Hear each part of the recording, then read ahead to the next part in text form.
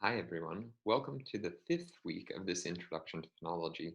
This week, we'll be continuing to discuss topics in phonological alternation. That is, how to deal with instances where we find changes in the forms of morphemes, typically, that can be attributed to phonological processes.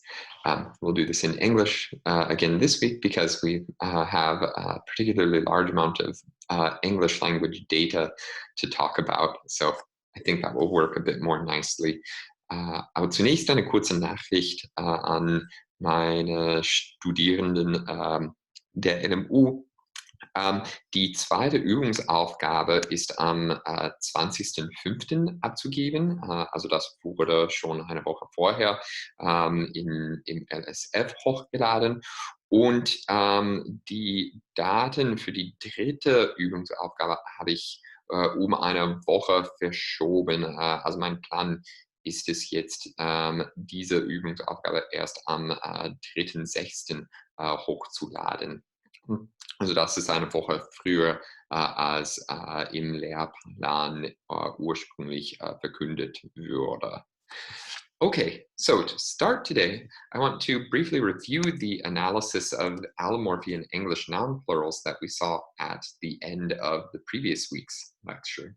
So remember here we needed to just have a single morphological rule for dealing with three allomorphs and two phonological rules. Remember, in this case, in the data, we found that the suffix for building noun plurals in English exhibited three allomorphs. Remember here, there were three allomorphs: a voiced sibilant suffix, a voiceless sibilant suffix, and a voiced sibilant suffix preceded by a front central high vowel I.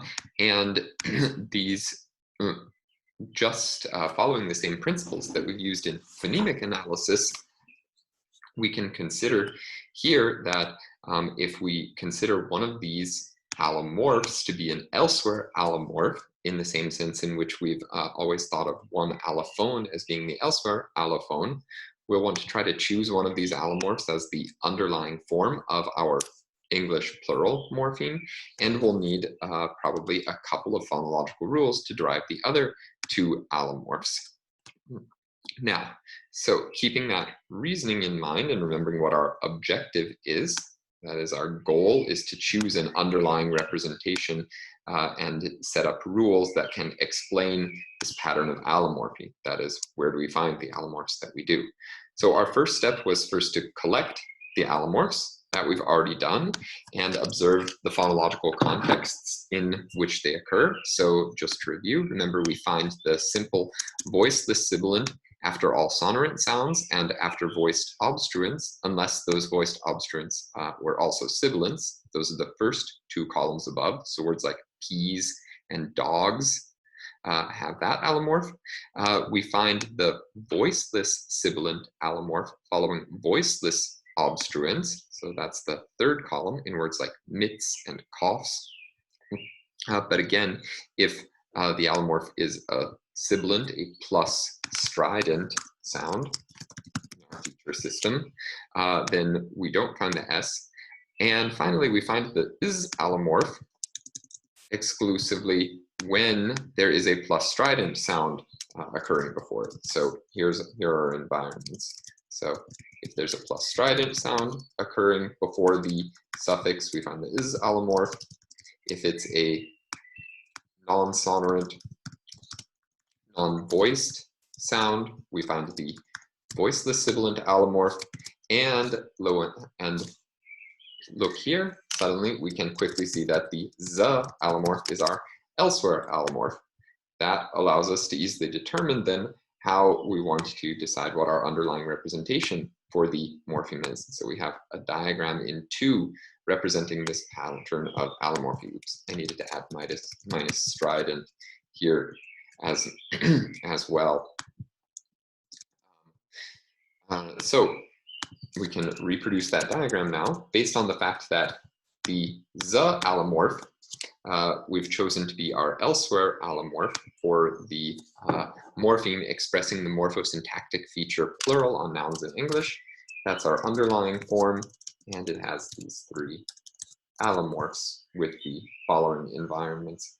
as described here. We don't actually need the feature sonorant here actually because phonemically there aren't any voiceless sonorants in English, so that's sort of superfluous, unnecessary. Okay, so there are 3 allomorphs, and now that we know what the underlying phonological form of this morpheme for spelling out, for representing the morphosyntactic feature plural ought to be in English, we can write the following morphological rule following the formalism for morphological rules that was introduced in week 4. So we add a suffix with the phonological form z if we have a noun that bears the morphosyntactic feature plural. And now, finally, since we need to try to explain these 2 allomorphs, the allomorphs s and is, we need corresponding phonological rules to generate them. And here we're going to follow the theoretical principle that we want to write rules that are as general as possible. And we'll try to use a little bit of rule ordering. The topic of rule ordering will progressively become more and more important in subsequent weeks. And we'll do that in order to derive the correct forms. So it looks as though we can generate the form with this epenthetic vowel, this additional vowel that is inserted between the suffix and the stem. So let's consider an environment like the word glasses in English. This has the stem of the word, looks as follows. Let's assume that there's underlying primary stress there as well. And if the underlying form of our morpheme is z, there is sort of, we can think of there as being an empty space. The dash, of course, represents a morpheme boundary.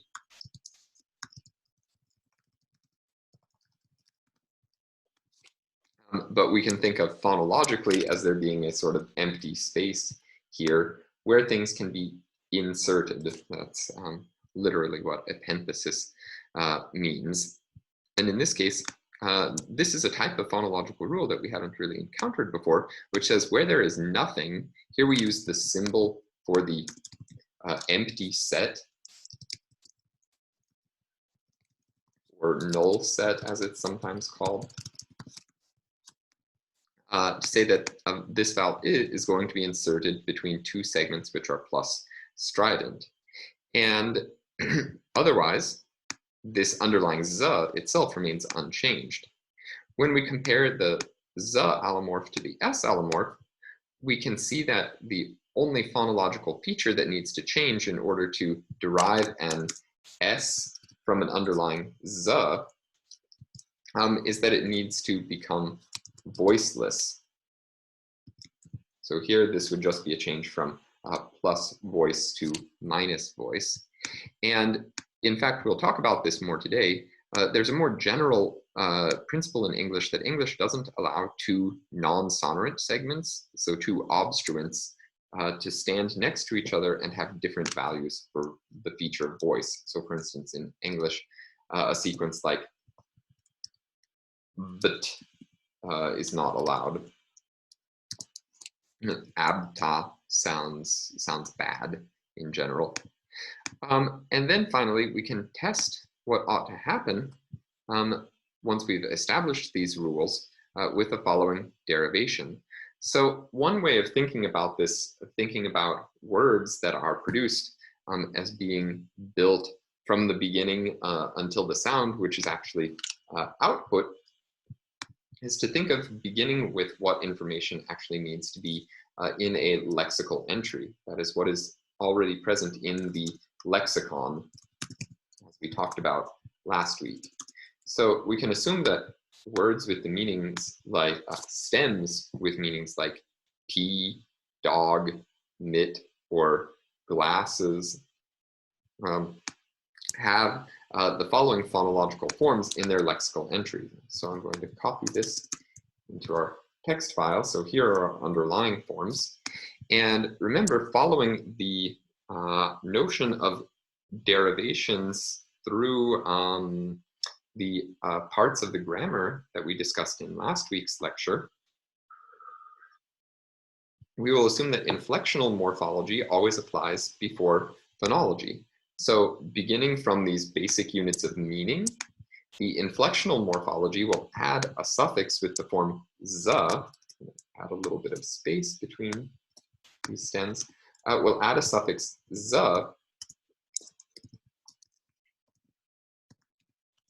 when these nouns are in their plural forms.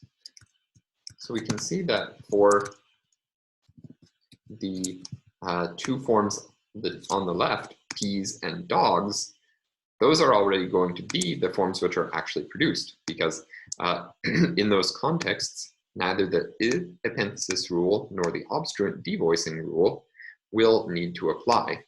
Those are not in contexts where either of those rules apply.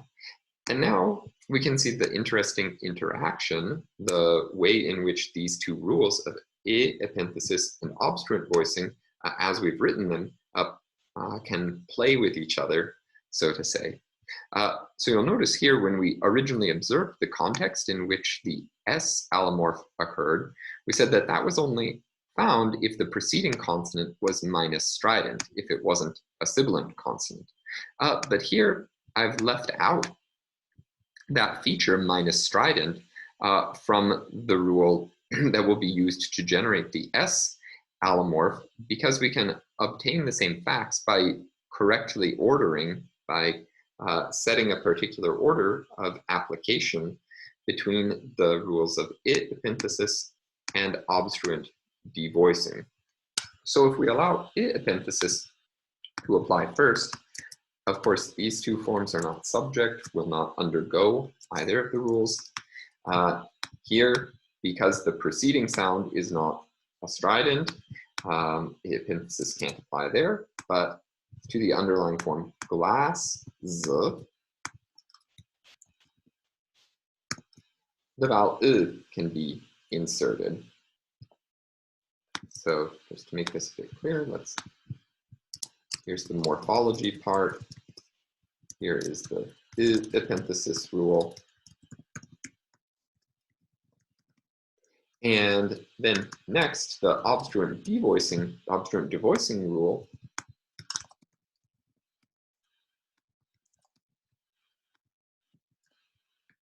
will next transform this underlyingly voiced sibilant z into a voiceless sibilant s, because there is a voiceless sonorant there is a voiceless sound immediately preceding it.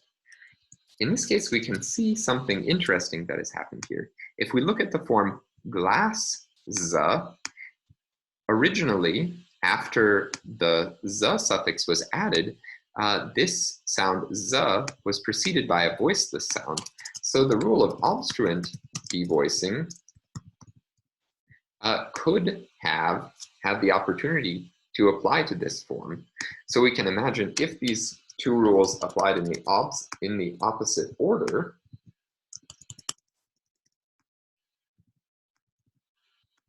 what would have happened here? To the input glass z from the morphology, let me make a little space, so draw a line here, and then we'll return. Once the morphology had created the form glass z, obstruent devoicing would have seen that there was a voiceless sound before this non-sonorant sound z, and then created the form glass s, and finally, I epenthesis would have been able to insert a vowel in here. And the result is that an unexpected form would result with a voiceless sibilant at the end of a word rather than a voiced one. The word would end up being pronounced as glasses instead of glasses.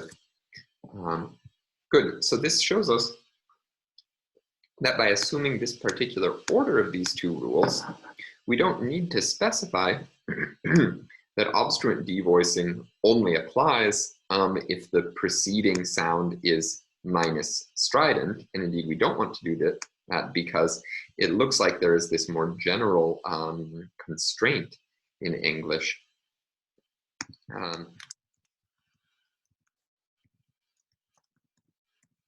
because there is this more general constraint in English that can be accounted for by this rule. So in the end, let's go back up here to the correct derivation in the correct order. We then expect the surface forms keys, dogs, mitts, and glasses, as we derived here. Those are our surface representations. And for the first two forms on the left, nothing needed to occur. The z allomorph, our underlying elsewhere allomorph, was preceded by a voiced non-strident sound. But on the other hand, these two forms were generated, the other allomorphs, the s allomorph and the z allomorph of our noun plural morpheme in English, were generated by the application of these two rules. Okay, so to kind of summarize what we can conclude from this English example, where we have used phonological processes in order to account for the fact that a morpheme has different forms in the surface of words, we can make a more precise definition of the idea of alternation, and then we'll say something about why we're trying to make underlying representations, underlying forms, or morphemes at all. So in general, the principle is that when we find that a morpheme, some meaning, some unit of meaning, whether it is some general semantics like something meaning dog, or if it's a morphosyntactic feature like past tense or third person singular, whenever we find that that morpheme exhibits more than one allomorph, we can say that it alternates. So one way of representing alternation, in the English case, we can say that there is an alternation between z, s, and is, and we'll use this symbol to represent alternation. And one way of expressing this, once we've made some phonological observations, as we did above, would be to say that the English plural suffix alternates among is after stridents, s after non-strident voiceless sounds, and that z occurs elsewhere. And we made use of this principle of elsewhere in order to decide what our underlying representation for the suffix should be. Or simply we can say, before we might make any phonological observations whatsoever, just say that in the English normally occurring plural suffix, we observe an alternation among suffixes is, s, and z. Another possibility is to say that we find phonemes that alternate when it surfaces with different allophones in different allomorphs of some morphemes. So English has a voiced strident morpheme, z, which shows alternations, according to the phonology of English, between a voiced form and a voiceless form. And that alternation, that phonemic, that allophonic alternation, let's make a small phoneme diagram.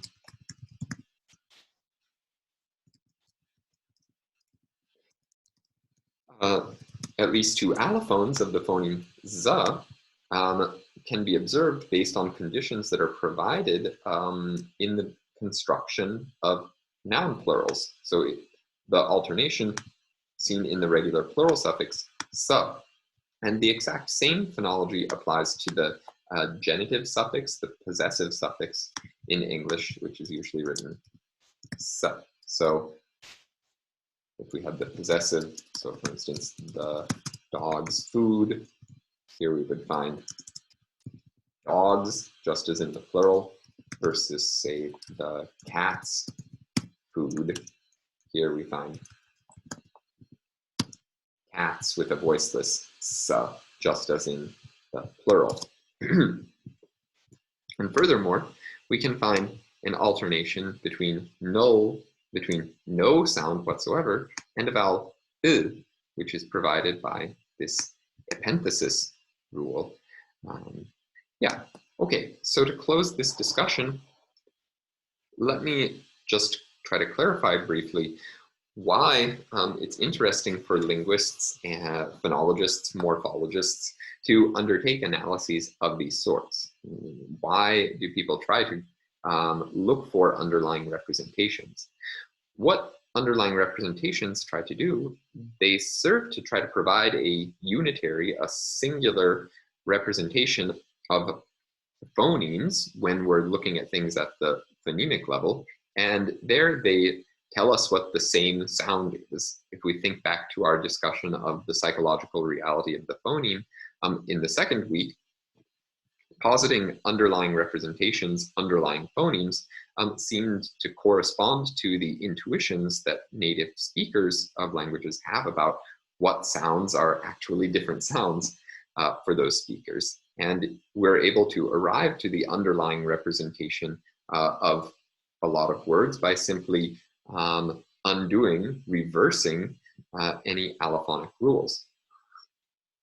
And now, now that we've introduced morphology into our analyses, we see a second use for underlying representations, namely that they unify the lexical representation of morphemes.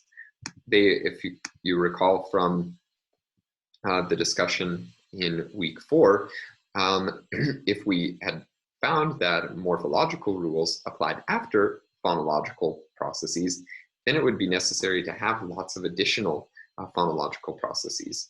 But when we make phonology responsible for alternations in the form of morphemes as much as possible, then we are able to have single morphological rules. And these single morphological rules, like this rule for building noun plurals in English, corresponds to the intuition that words like keys, dogs, mitts, and glasses all contain somehow the same unit of meaning, the same suffix.